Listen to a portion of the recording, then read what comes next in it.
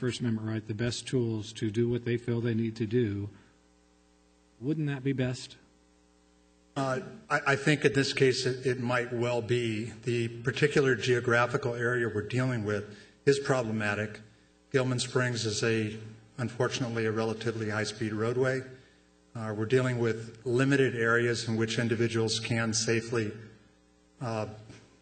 gather or even stop vehicles, walk. It's an area that has been a challenge for us for some time, and these are not new issues for the local command in Val Vista and the Hemet area. The Sheriff's Department, to my knowledge, other than perhaps the local level, was not involved in dialogue prior to implementation of this ordinance.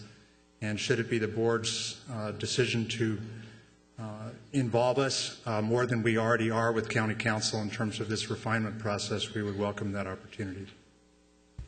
Good. I just want to say the Dokage protest, in the sense of how narrow the areas were in which picketing and protests could take place along an even narrower two-lane roadway, Old Elsinore Road, than Gilman Springs. Gilman Springs has probably more traffic, higher speed. But the Sheriff's Department there, over a period of several weeks, was able to successfully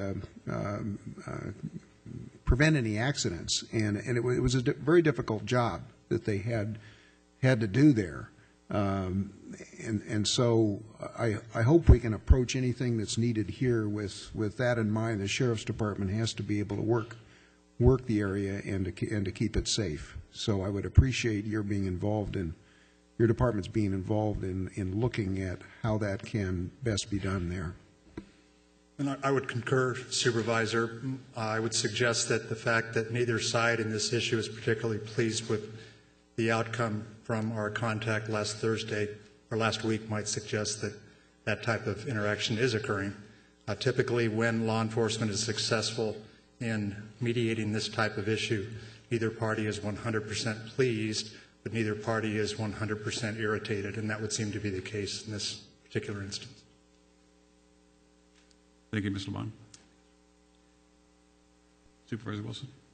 Yes, Supervisor Tavallone kind of preempted what I would like to do. I'd like to move a 3-week continuance on the adoption of this ordinance, and that we direct County Council and the Sheriff to get together, work out specific details to make it crystal clear exactly what we're doing here. When we passed this last week, I thought we were specifically dealing with residences to protect individuals in their homes, and this has gotten broader than that, and I want it specifically to deal as we thought it was going to deal. And so I would move a 3-week continuance. Second.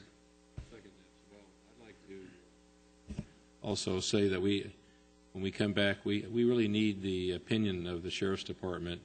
You know, this should be a tool that he can use and understandably, and will protect everybody concerned, both the protesters and the folks that live in the house.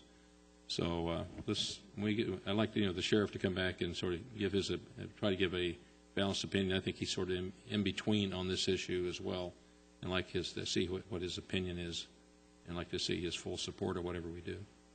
Supervisor Wilson, can you amend your ordinance to make it 4 weeks? I want to be at that meeting, and I won't be there in 3 weeks. I would so move 4-week continuance with a complete report. Any other discussion? Please vote.